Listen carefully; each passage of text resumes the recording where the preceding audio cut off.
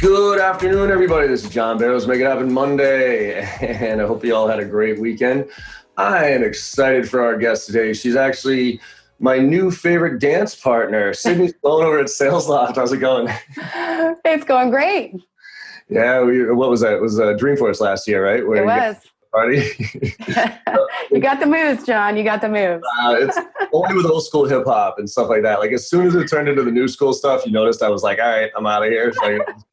So anybody, you put Biggie or Tupac or anything like that on, and I'm all in. So, anyways, Sydney, for those of my audience that don't know you, they all should because I talk a lot about you and I talk a lot about SalesLoft. But could you just give everybody a little bit of background, like what's your role right now at SalesLoft and kind of where you're coming from? Yeah, sure.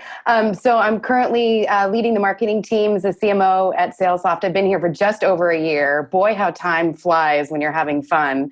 And it's been great just to see the company evolve in that time and the industry and the role that we get to play in that, along with you, John, and you're a great partner and a great inspiration for so many folks. Prior to that, I definitely had a lot of roles in marketing. I think I've worn all hats by now. And I am one of those geeks. I like to, we have sales nerds, and I definitely wear the marketing geek t-shirt in the sales nerd world.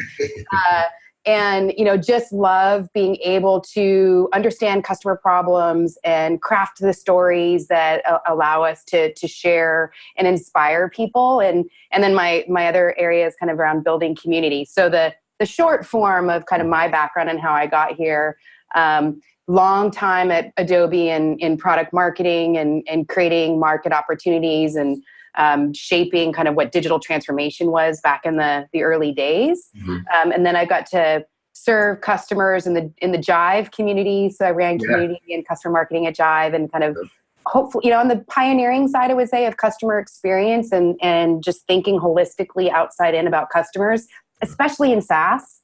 As we know, you have to work just as hard to keep that, to onboard, adopt, grow, retain is as equal to the front end of the funnel in terms of the buying experience and bringing those customers on board. And so really starting to understand the dynamic between those two worlds. And then most recently was a CMO at an open source document management company called Alfresco. So cool. It's been awesome. Yeah. So I think we could,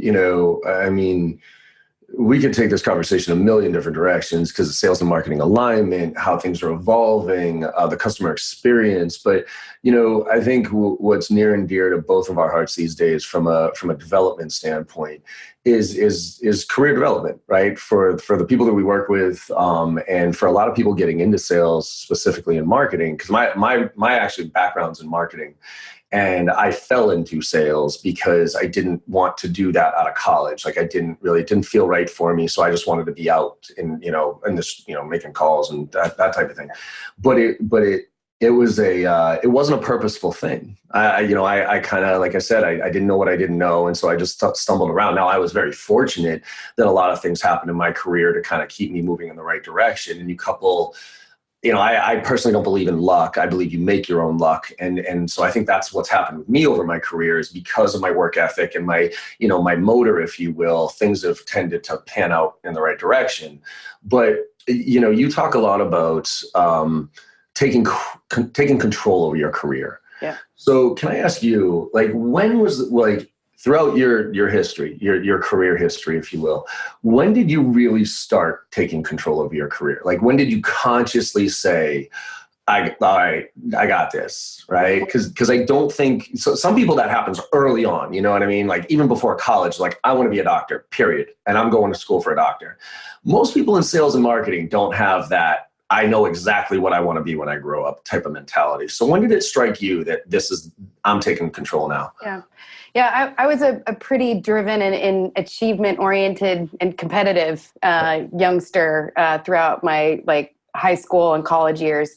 And there was a definitive moment. I'm actually doing what I intended to do when I set my college intention. And I know that doesn't happen for a lot of people. Yeah. And my niece and nephews are going into college right now. And it's just seeing how they're kind of discovering, and that's okay. Mm-hmm. But I went to school for international business at University of Southern California, and that's exactly what I'm doing. Nice. And it was the last year. So I put myself through school and had all those great loans coming out. But I think that's important too. Mm-hmm. But I was working 20 hours a week throughout college and was working at our the donors department, where there was actually a lot of outbound cold calling, looking for donations. And then we would host different events. And so I found my passion for events at 19, 20 years old. And my senior year of college, I was lucky enough to get into the entrepreneur program at SE, which is an amazing program. And I wrote my business plan on an event planning company. And I used that as an opportunity to go out and interview the best event planners in Los Angeles and got to build relationships with them. And that translated into 2 internships and ultimately my first job at the Special Event, which was a magazine that was for people in the special events industry. So I was definitely straight into my career of what I was passionate about and doing by the age of 20, 21. I was like I had a student membership for Meeting Planners International. Nice. And, I built that network as a young person. And I think one of the kind of lessons in there is that never be afraid to ask people for advice. Mm-hmm. I was writing a business plan and I was getting all these great lessons from people who had been there and done that. Yeah. And that formed the relationship that I was able to leverage for years to come. Mm-hmm. And, I think that's a great lesson for folks early on in their career. If you don't know, ask, learn. And then once you find that path, develop those relationships that can help you grow. So I agree. And I think, but so here's a challenge, right? Because I think, when I was coming out of universities and such, and, LinkedIn was just starting to get going in the early 2000s, that type of thing. And so to reach out to somebody and say, hey, can I have effectively an informational interview? Or, that was quite easy to do. I did something very similar to you before LinkedIn even. Anytime I saw somebody who I thought was successful, right, who I admired, if you will, and it didn't matter what industry, it didn't matter where they were in their careers, whoever I felt was, I admired, I would ask them to grab lunch and say, hey, I was very structured too. I had here's 10 questions I have for you, just to try to get their insights. But now I feel like it's almost a little bit overblown with the informational interview and that type of stuff, because so many people have unfortunately used it as a sales tactic, right? Sydney, I just want to pick your brain about where you are in your career, and then I'm trying to flip it. So what are some of the pieces of, and this also kind of leads to mentors, right? Mentors versus sponsors and that type of thing. So how would you suggest a kid coming out, because I couldn't agree with you more, go find people that you admire and try to emulate, or at least understand their story so you can see yourself. Can I see myself doing that type of thing? How do you recommend kids reach out to somebody earlier in their career so they can really start to figure that out, whether it's in college or right out of school? Yeah. Well, I think I probably have 10 to 12 years on you because LinkedIn didn't exist. I'm not sure the internet was around when I graduated, but we did have email. I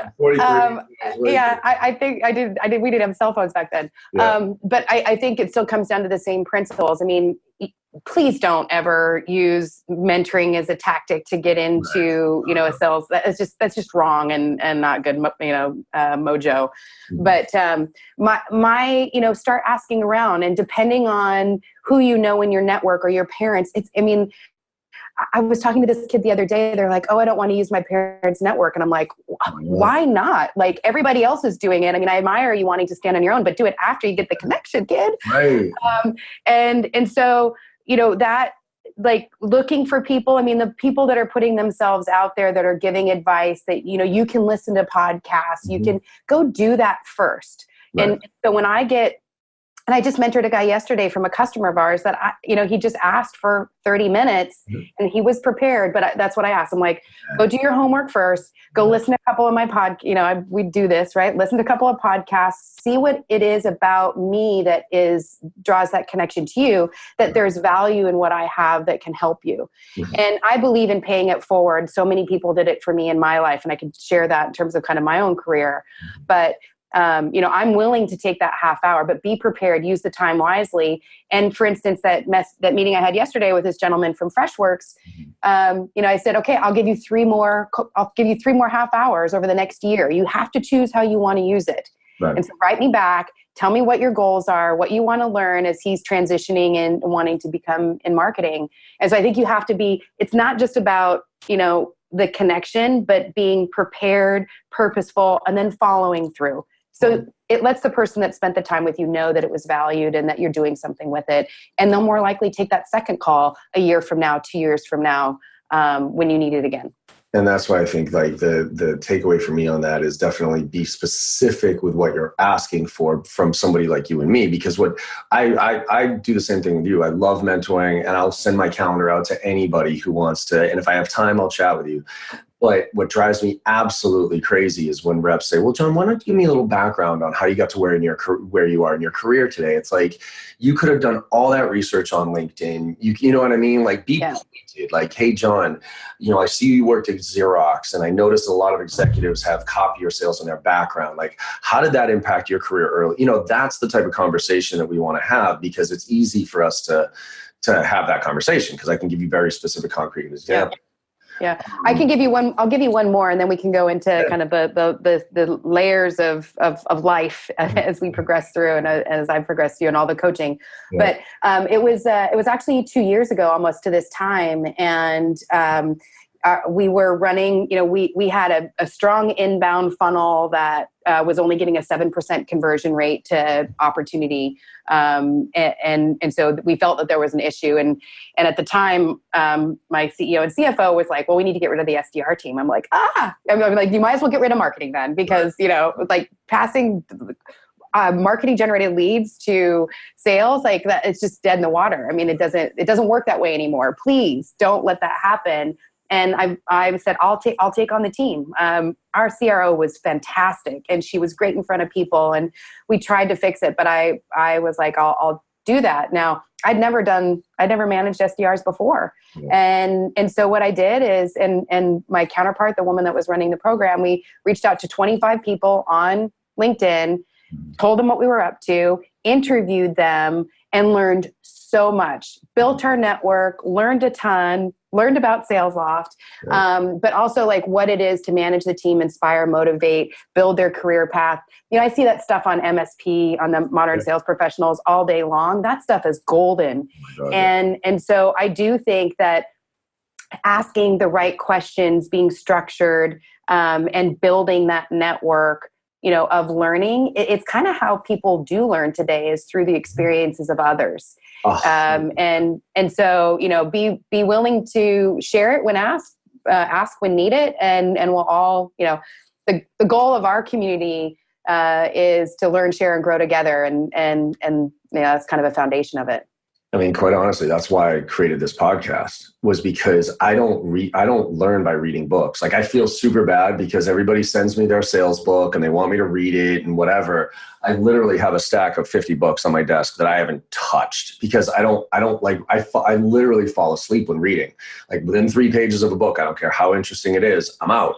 Right. And podcasts, like when I listen, I like listening to podcasts, but I find myself sometimes just literally zoning out when I listen to a podcast, and all of a sudden I'll be driving, and 3 exits later, I'm like, oh shit, right? So for me, the way I learn is actually like this. I don't have time these days to sit down and read a novel, but I do have time to sit down with an hour with somebody who's an industry expert and pick their brain about stuff. And my hope is that knowledge that I gain from that person, that I gain, will translate to my audience. And so it is definitely figure out your learning style, but interviewing and understanding experiences from people and being specific is huge. And one more point I wanted to make on that, because you brought up, even in your career and your parents and stuff like that, the kids' parents. Learning lesson here for me. A friend of mine, so we had season tickets for the Patriots, right? And I would go every single Sunday. And my buddy's dad was the guy who had the season tickets. And I grew up with this kid since I was 5, 6 years old. So to me, even though I was somewhat of a peer to him, obviously, from an age and whatever, I still thought of him as Mr. Levangie. Like, oh, Mr. I didn't, like, his name was Joe, right? That's what you call an adult, right? But I still literally called him Mr. Levangie. And I always saw him as my buddy's dad. So what he would do is, during the tailgates, we would all be getting drunk and doing our thing. And he'd just be sitting there reading his paper, like quiet as a church mouse, right? Just doing his thing. And whatever. And then he passed away. And the obituary that his son wrote for him. I read, and I was absolutely blown away what this man had done with his life and his career. He had started 4 companies. He had started his own venture capital, two different venture capital companies, 4 different startups, and worked for himself out of his house. And I'm like, and I'm now doing what I do, being a consultant, starting my own company, working out of my house, looking for funding, like all that shit. All I thought to myself was, holy shit, what an opportunity did I miss to sit down and just talk with him about his experience, about what worked and what didn't work. I mean, I probably could have learned every Sunday. I could have gotten a mini MBA from this guy if I had just turned and asked a question and stopped looking at him as my buddy's dad and looked at him as somebody who maybe I could learn something from. So I implore kids out there, don't ignore your parents' network. Don't ignore your friends' parents' network. Do a little bit of homework on them. It's amazing once you start to open up your eyes to what your parents do and then who they're connected to. It's like, holy shit, like you got some cool stories there, right? So yeah. Always be curious. Point for you, Selling Sherpa, our friend Jeremy Donovan does summaries of all the sales books. I totally cheat. I go read those and get the highlights and then listen to Jeremy's podcast. I'm like, yeah, okay.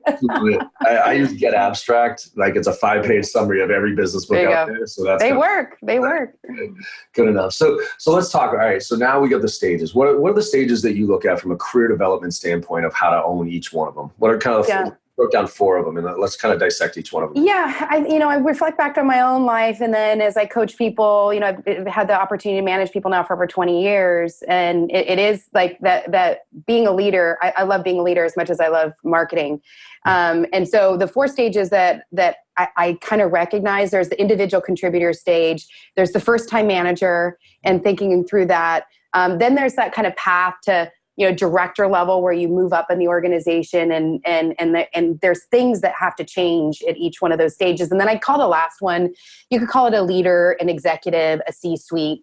By that point, it's very common, the things that you need to do and how you would change to that one. So let's go to individual contributor. You're hired onto a company. Hopefully you get hired onto a company like SalesLoft that has a really good culture, a really good support structure, training, and all that other stuff. But let's face it, 90% of the companies out there are not like SalesLoft as far as the support they give specifically to sales. You know what I mean? I think every other position has some structure to it as far as like how they, where they fit and how they're trained and how they're developed. And I still think people are still struggling with how to really, truly develop sales reps the right way. So what, as an individual lacking potential resources or support, how do you look at owning your career as an individual contributor? Yeah. I mean, I think when you're an individual contributor, it really is about the results and the tasks kind of that you're accomplishing. Mm-hmm. And so you want to be able to put that score on the board. You want to be able to figure out how to manage your time and what your ultimate goal is. But a lot of times at the IC level, you are in your own world and controlling your own destiny. Yeah. And when it comes to learning, and I agree, like you get to choose where you work. Mm-hmm. And while there are an evolution of organizations, there's a great stat in Harvard Business Review of the 4,000 institutions out there, only 100 have sales, either courses or curriculum, or if you're lucky, an institute. Yet in our lifetime, 50% of people that graduate from college are going to be in some kind of sales orientation. That was Harvard Business Journal. I can give you the link to it. It was amazing. I read that and I was like, holy cow, right? So we're not training people outside of those 100 institutions for the sales profession. No. And so, when you're looking to, this is why being an SDR, coming into that first is a great opportunity to learn the tools of selling. And I was giving advice to somebody the other day around, there's kind of the 2 basic things. There's just communication. This if people said it was a question around, if we don't have a full training or sales enablement team, like, how can I learn? And it's like, well, there's lots of things you can learn. There's communication style, time management. I'm sure these are all things that you teach. Yeah.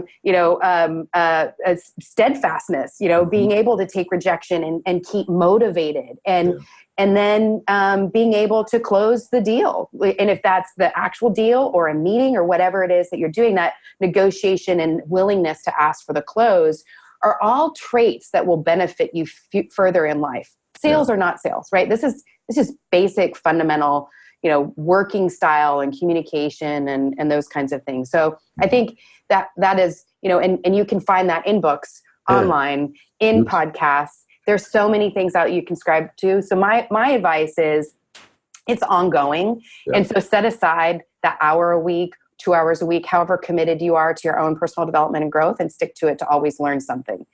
Yeah. Even better, as you're on your path from individual contributor to first-time manager, you've decided that you want to start managing people. Use that as an opportunity to teach others. Like, this is where you get to raise your game. Here's what I've learned. Now I can teach others. By the way, you learn it more when you teach it. 100%. So that's what I would give the advice of that individual contributor. Focus on results. Always be learning. And then look for that opportunity and ask and inform your manager that you're ready to take the next step, and enroll them in your development to coach you to get there. So I got a very concrete example that I just, like, right before our call here, I got on. So I did one of those coaching calls. Woman, she actually wanted to give me some insights on podcasts and that type of stuff, on what she would like to hear. And one of them was this: is she's a little bit later in her career. She had to take some time off to take care of her family. Her parents were really sick and stuff. So she's 37 years old. She's now an SDR because she wanted to get into the sales. She starts at the SDR role, and her frustration is that she's like, John, what do you do when you have an AE, right? An SDR AE relationship, when the AE just literally doesn't give a shit, like, doesn't work with you, doesn't give you any guidance, is kind of like, yeah, do whatever, I kind of trust you, but also is lazy. And, like, perfect example here, and I don't want to call her out, I don't want to be too specific with this example, but she, like, literally, she just gave me an example of, she qualified this account. The customer is super excited about the opportunity and the solution.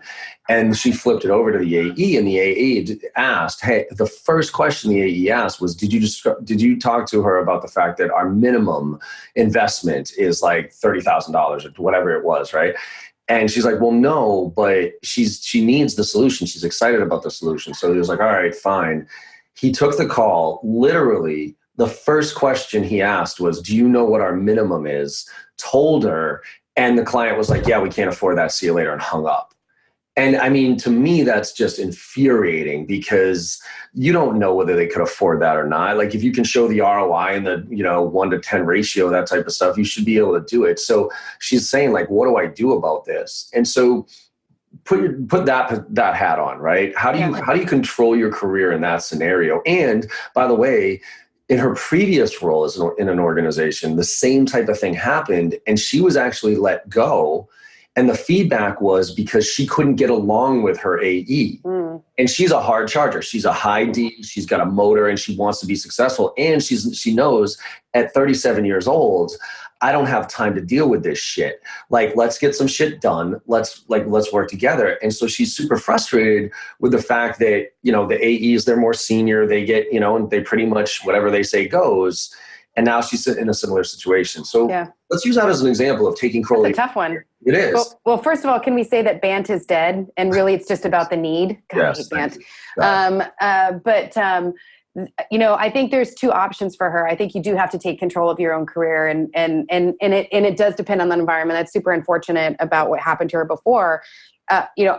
My first inclination would be to see if she could support another rep. I always say go where the energy is, right? Yeah. Like, don't push a rock uphill when you don't have to. And so if there's another opportunity for her to support somebody else, I would ask for that. If not, but how?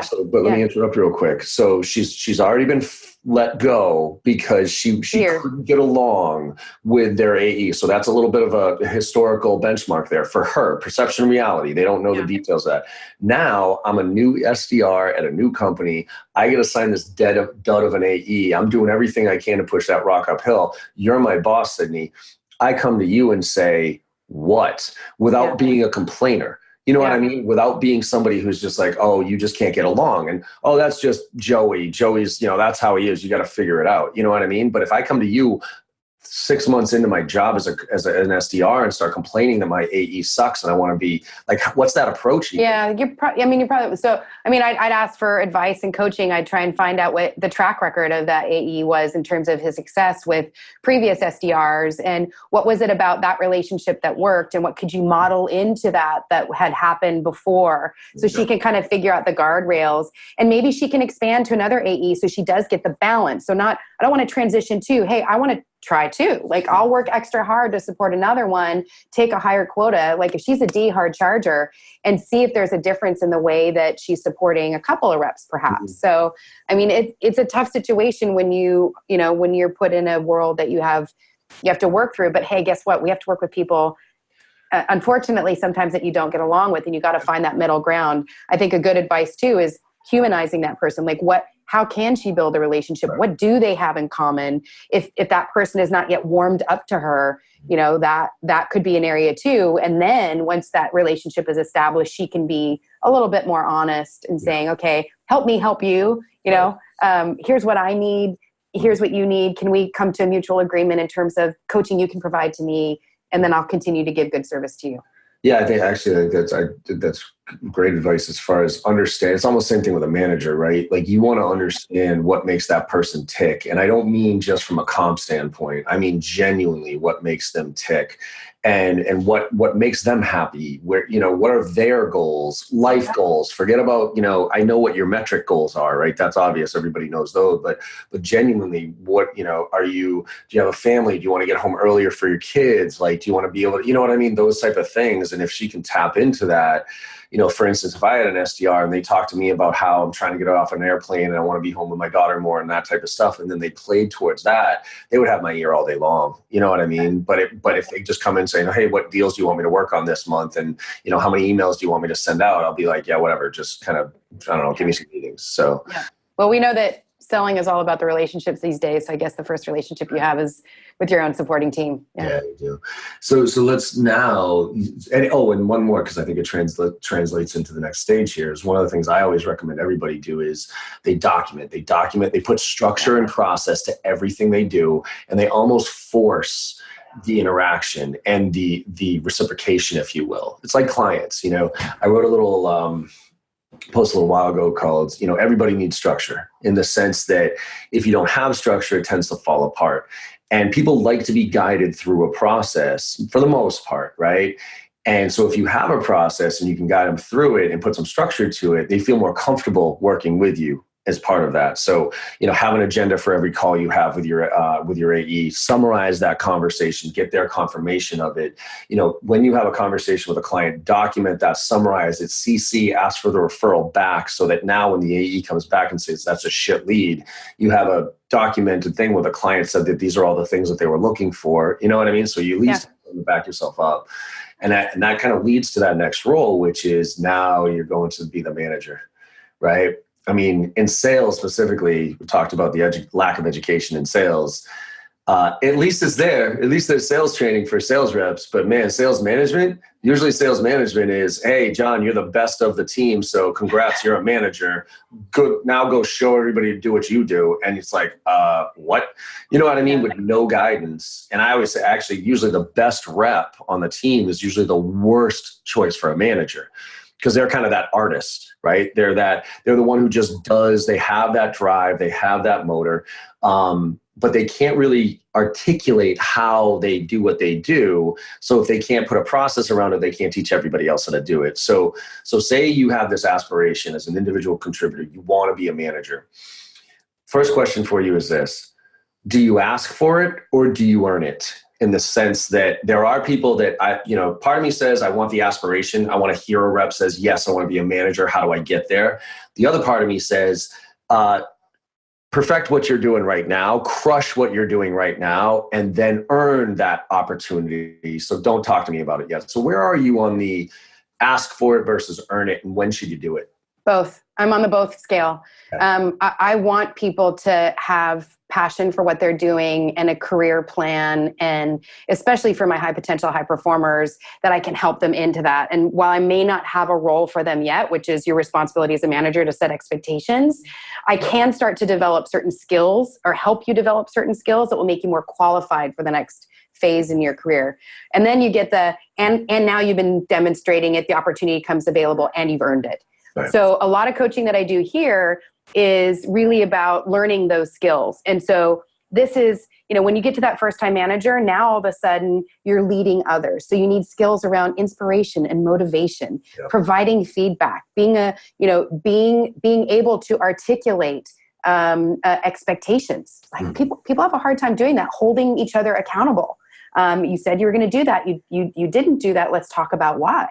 Why do you think that's such a problem? Why do you think it's such a problem to set expectations and hold people accountable for them? Like, because it baffles me. They're uncomfortable conversations a lot of time because people then feel like they're failing, but maybe they need help. I think it's the way that we orient into the conversation. It's like, okay, you said you were going to do that. Gosh, it didn't happen. Like, let's talk about why it didn't happen. What do I own in this? What do you own in this? And how do we change that trajectory for the future? It's not a blame. Maybe you set the bar too high, right? Maybe they didn't have a skill that they needed. Maybe they missed something. Maybe they aren't doing their job and you do need to hold them accountable so they step up. It could be all of these things. But what I always like to do is assume best intentions. Sure. Right? That they were trying hard and they were doing something. And so this is a coaching opportunity for the leader to the manager, that the manager learns those lessons so they can then do that. But I do think people like that first time that you have to hold somebody accountable. And so, practice with a peer, practice with your manager, write what you think versus what you say. Yeah. Those are all good skills for kind of practicing into something that's going to be uncomfortable, because guess what? Every step up, the conversations get harder. They get harder. It is. So the other thing that I would say in that first time manager category, things to look for, skills, right? This is delegating is another really important one. I see people fail at this all the time. They're wonderful individual contributors. They take all this on, they start to manage, and then they take all the work on of everybody that reports to them. Yeah. That is not the recipe for success. Yeah. You're going to have to learn delegation.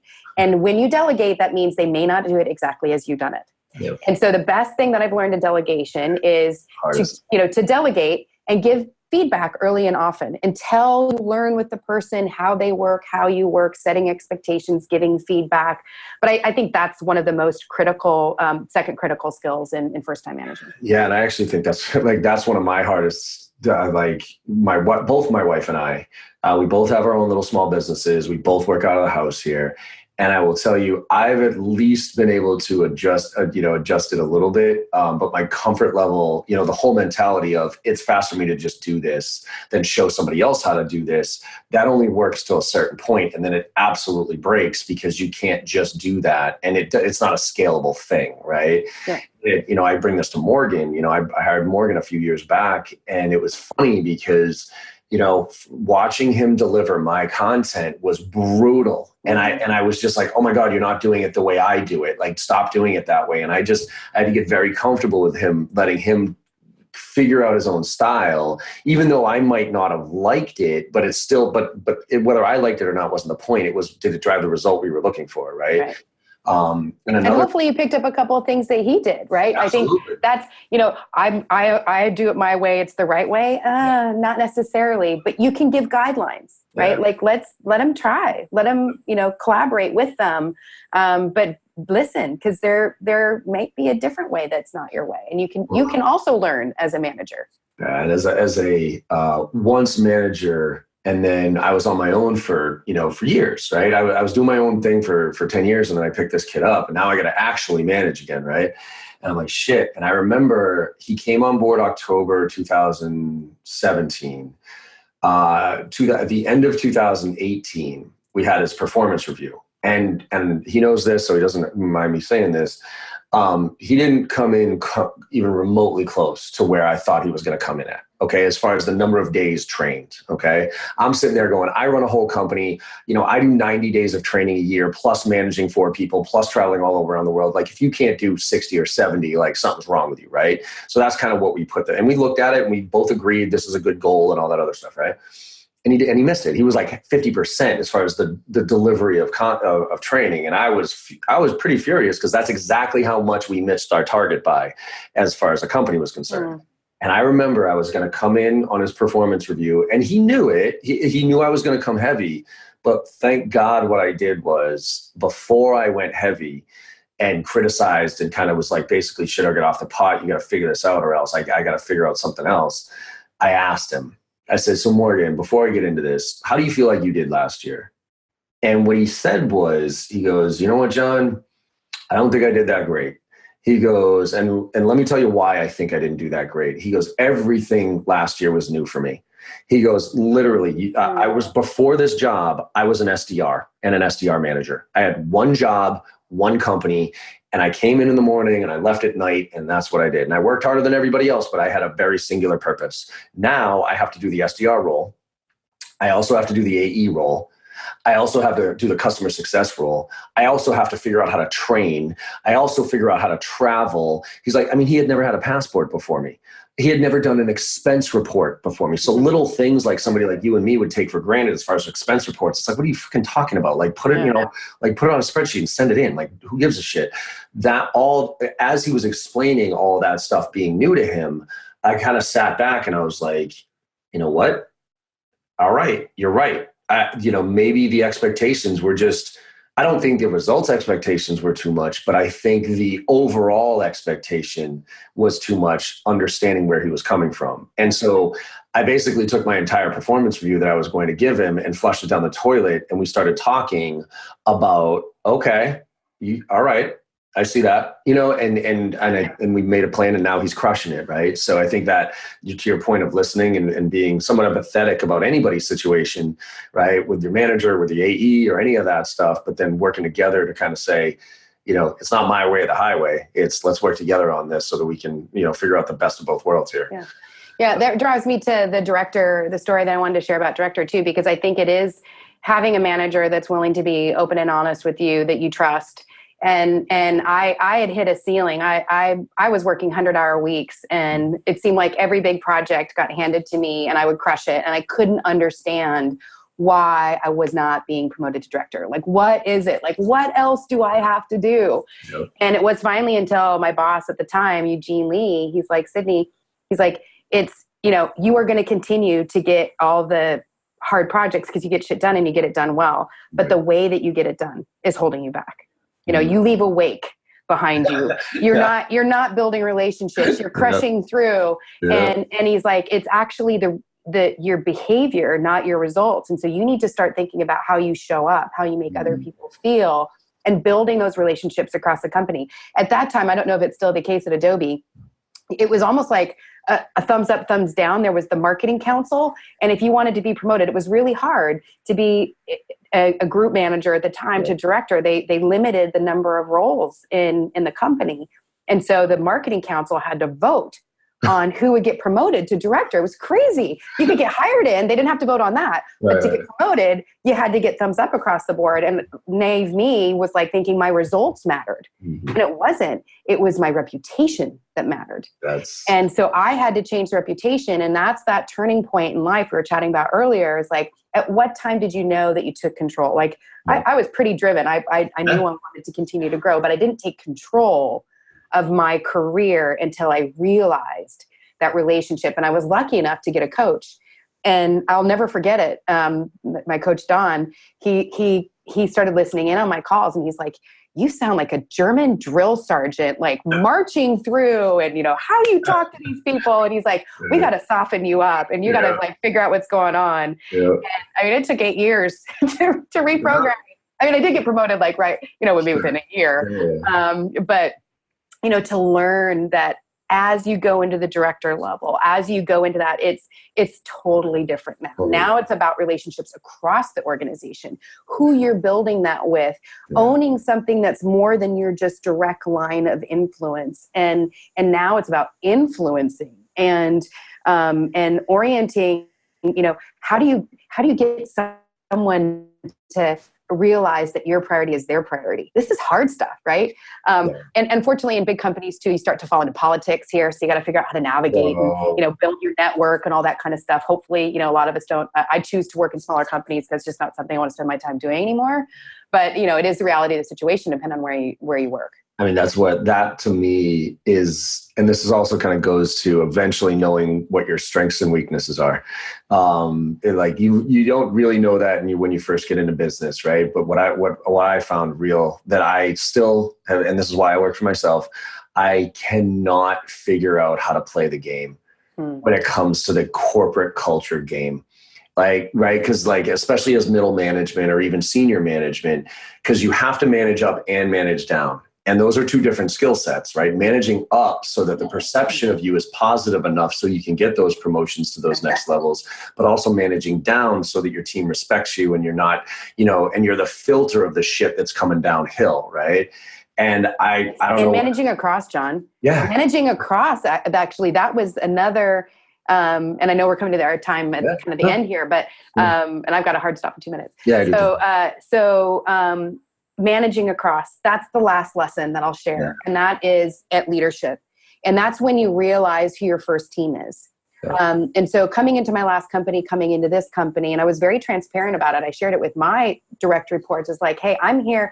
I first have to develop relationships with my peer group. I'm here first as a leader, second running marketing. Yeah. And I'm here to empower the folks that I get the pleasure to work with every day on my team, but they lead. I help orchestrate. They lead. They're the day-to-day, and I'm a leader. And so for that next level to get up to the executive level or whatever you want to call it, that all the lessons before: delegation, accountability, inspiration, motivation, communication, all super important, and empathy for people. But leadership is you've got to be able to take your hat off. It's not about marketing what I own. It's about my role as a leader in this company and what we care about, which is our customer success, helping each other out. And so in the things that I'm most proud of at SalesLoft so far is not just, the results are great, but the relationships that we're building across team, how marketing is supporting customer success and service, how we're supporting people operations and the work that we do around employee engagement, how we're supporting sales, of course, pipeline, messaging, training, all that stuff. That is where, when you get to that level, that's my recommendation of how to think about the role and where you spend your time, and then how you think about approaching your job. Yeah. And also, again, being self-aware whether or not it's really for you. You know what I mean? There are certain people that just are better managers. They're better execution and leadership in that you can lead in a bunch of different ways, but leading a company or leading a division or leading something like a bigger group for bigger purpose. Some people, it's just not their skill set. Some people, they're just not good at it, or, it's not as comfortable. So I think, the more you try different things out and you pay attention, the more you start to figure out where your skill sets are. And then you start to figure out that path, right? Because I think self-awareness is an important skill to hone in when you're growing through your career, is figuring out what you're great at and what you're not. Yeah. And you know what? It's really easy. 3 things, right? Yeah. When you sit down with people, figure out who that, your peer group or the influencers are, and you only have to ask 3 questions. What's working? What's not working? And what could I be doing better or differently to serve you or to serve the company? That's it. It's not a a 360 with 100 questions. It's 3 questions. Yep. I love it. Yeah. Awesome. Well, Sydney, I think you and I should have a conversation about sales and marketing alignment. We could talk about a million different things here, but we'll save that for another podcast. Sounds good. So talk to us a little bit about what are you really focusing right now with SalesLoft? Because I know you guys are making a shift in, you're trying to go whole customer life cycle, and you're trying to, you're doing some big campaigns in San Francisco. So what should people be paying attention to right now with SalesLoft, and what's the message you want and how can they stay connected with you? Yeah, first and foremost, it's the thing that we're most passionate about, and that's building a community of sales professionals around the world, right? Where they can learn, grow, share together. So whatever we can do in terms of inspiring the sales profession, teaching, learning, and building that network, that's priority number one for me as the marketing leader at SalesLoft.